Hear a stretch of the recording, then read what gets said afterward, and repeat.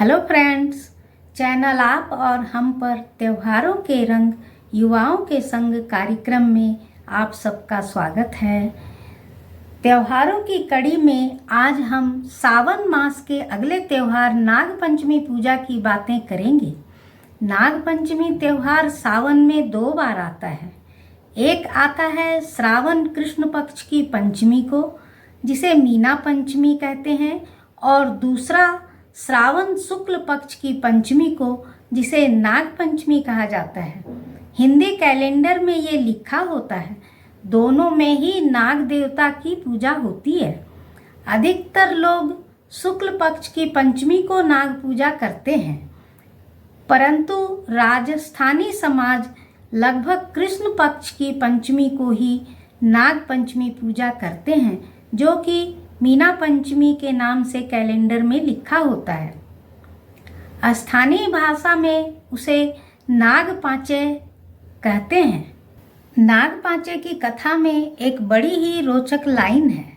जीवो नाग नगोलिया, जीवो बासुकी नाग, जिन मेरा लाड लडाइया, 9 करोड़ का हार। इसका अर्थ है कि हे बासुकी नाथ, आपने मेरा लाड दुलार किया और मुझे 9 करोड़ का हार दिया। इसके लिए आपका बहुत बहुत धन्यवाद। प्राचीन काल से ही नाग देवता को पिता या भाई का दर्जा देने की प्रथा है, इसलिए आज भी अपने कल्चर में सांप को मारने की परंपरा नहीं है। हम मन ही मन उन्हें प्रणाम करके प्रार्थना करते हैं कि हम सब आपके बच्चे हैं, हमारी रक्षा करें। राजस्थान में और भी बहुत से स्थानीय देवताओं को नाग के रूप में पूजा जाता है, अतः नाग पूजा हम सब के लिए विशेष है। आइए जानें कैसे करते हैं ये पूजा। कहते हैं नाग देवता को गरम प्रसाद नहीं चढ़ाया जाता है, उनके फन में इससे पीड़ा होती है, अतः पूजा के पहले दिन प्रसाद बनाकर रख देते हैं, जिसमें प्रायः गुलगुला पूड़ी बनाई जाती है। गुलगुला बनाने के लिए गेहूं के आटे में चीनी एवं थोड़ा सा दूध या दही मिलाकर फिर पानी से घोल तैयार कर ले पकौड़ी के जैसा, और घी या तेल में छान ले। पहले दिन ही रात में चना एवं मूंग मिलाकर भिगो दें। कुछ लोग चना एवं मोठ भी भिगोते हैं, तो आपके यहाँ जिस तरह हो वो करें। और सभी लेडीज मेहंदी से नाखून रचा लें। सुबह नहाकर पूजा की तैयारी कर लें। एक प्लेट में 2 पूड़ी एवं 5 गुलगुले, रोली, चावल, जल, कच्चा दूध, फूल, दूब भिजोना। 1 कटोरी में बायना के लिए भी भिजोना अलग रखें एवं नगद रखें उस पर। दक्षिणा के लिए 1 कॉइन, एक का या 5 का बाजरे का वो पूड़ी गुलगुला के ऊपर रख दें कॉइन दक्षिणा का। बाजरे का आटा या गेहूं का आटा में घी और चीनी मिलाकर मोई बनाते हैं। नारियल की डोरी का 1 टुकड़ा, जिसमें 5 गांठ लगाकर नाग देवता बना लें। अब पूजा करें। नथ ओढ़ना पहनकर पूरब की तरफ अर्थात ईस्ट की तरफ फेस करके पूजा करने बैठें। सामने एक पाटा रख लें, उस पर एक प्लेट रखें, जिसमें नारियल की डोरी से बनाए गए नाग देवता को बिठा दें। पहले जल चढ़ाएं, फिर कच्चा दूध एवं पुनः जल चढ़ाएं, फिर फूल, दूब, मोई, भिजोना आदि सब चढ़ाएं। पूड़ी, गुलगुला एवं दक्षिणा चढ़ाएं। रोली, चावल चढ़ाएं और भिजोना लेकर नाग देवता की कथा सुने।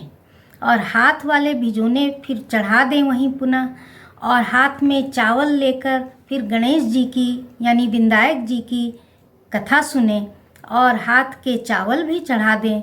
धोक लगाएं। दूध वाली कटोरी में जो नाग देवता को जो हम दूध जल चढ़ाते हैं उसमें से थोड़ा सा मिला लें और मिलाकर और दूब से पूरे घर में छींटे दिए जाते हैं, जिससे कि मानते हैं कि हे नाग देवता आप अपनी जेवड़ी को समेट कर रखें और घर में सुख शांति बनी रहे। सुहागिनें वहाँ बैठे बैठे ही कटोरी के भिगोने पर बाना निकालकर सासू माँ को देकर आशीर्वाद लें। एक बात और है वो मैं बताना चाहूँगी कि बहुतों के घर में जब बेटी की शादी होती है तो उसकी पहली नाग पांचे पर उससे बड़े रूप में बायना निकलवाते हैं, जिसे उजमना कहते हैं।